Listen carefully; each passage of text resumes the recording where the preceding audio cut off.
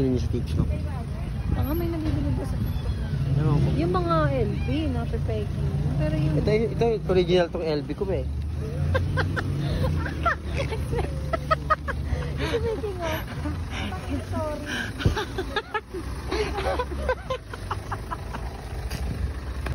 Easy. Magmimerienda lang tayo.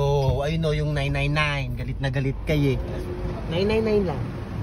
Hindi magmamahal-mahal. Ang sarap talaga na gantong buhay. Isipin mo. Ewan ko sa inyo. Yung hirap mong kasama sa buhay. Kaya tayo lalong naghihirap.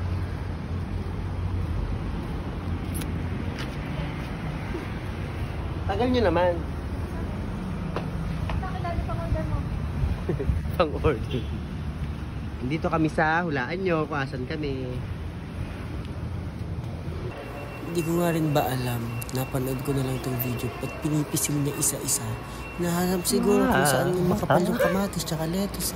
Guys, we're trying this mix and ano to?